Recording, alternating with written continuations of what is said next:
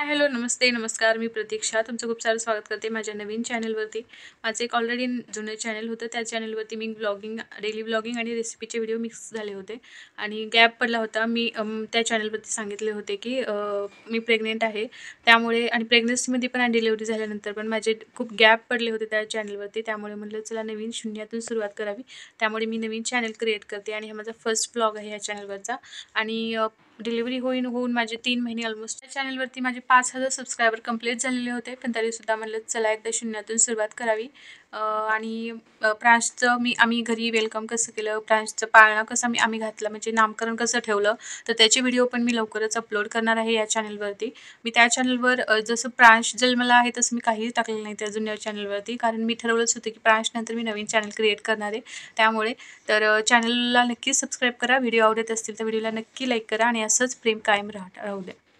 Blogging करण्यासाठी मी हे selfie stick मागवले, पार्सल हे कालच आलेलं आहे. आणि सेल्फी स्टिक हे सोपं पडतं. आपला मोबाईल असं म्हणजे असं धरण्यापेक्षा असं खालून धरण्यात येतं आणि कॅरी करायला पण सोपं जातं. ते मोबाईल स्टँड जे असतं ते आपण कुठेही बॅगमध्ये ठेवून नाही घेऊन जाऊ शकत. त्यामुळे हे सेल्फी स्टिक मला तरी सोपं वाटतं, त्यामुळे हे मी मागवले ब्लॉगिंगसाठी. आता वाजले दुपारचे 2 आणि आमचं जेवण वगैरे काम सगळं आवरलेलं होतं. प्रांशला अंघोळ घालून आम्ही झोपी घातलं, म्हणजे झोपी गेला होता तो. आणि आता तो उठलाय, आता मी त्याला कपडे घालणार आहे. आणि प्रांश हा अंघोळ घातल्यानंतर 2 तास लगेच झोपी जातो. पाळणा असून पण त्याला झोळीत छान कम्फर्टेबल वाटत असेल, त्यामुळे तो झोळीतच झोपतो. मी त्याला झोळीतून काढून आता कपडे घालते. त्याला बोलत बोलत मी कपडे घालते.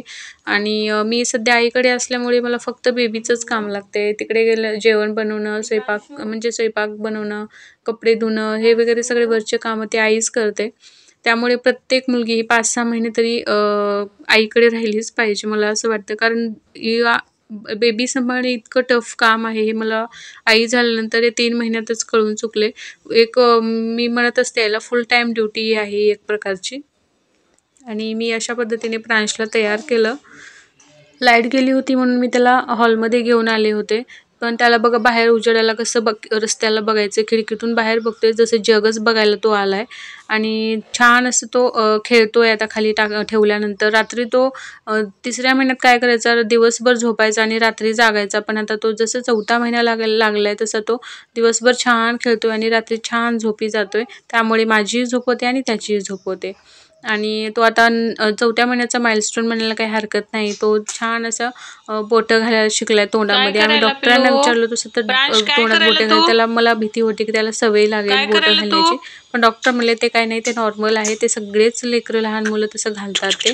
आणि तो छान असं घालत तो आता खेळतोय छान. आणि फक्त आजूबाजूचा परिसर स्वच्छ ठेवा असं डॉक्टर म्हणाले होते. आणि काल मी जाऊन डोळे चेक करून आले होते, कारण मला लांबचं दिसत नव्हतं. ते पप्पांनी चष्मा आणलेला होता. वाजलेत सायंकाळचे संध्याकाळचे 8:30 आणि त्या आईने जेवायला बनवले आज भात वरण आणि त्यावर साजूक तूप. आणि हा आजचा डिनरचा मेनू आहे. आणि तूप, आणि मी बाळंतीण आहे म्हणून तूप आणि दूध इतकं खाण्यात येते आणि माझं इतकं वजन वाढले ते तुम्हाला काय सांगू आता. आणि तरी वाढू द्या, चला आता काय एवढं बाळंतीण आहे म्हटल्यावर 6 महिने काही विचारच करायचा नाही असं आई सांगते मला. तर आजचा व्लॉग मी इथेच एंड करते. Bye bye.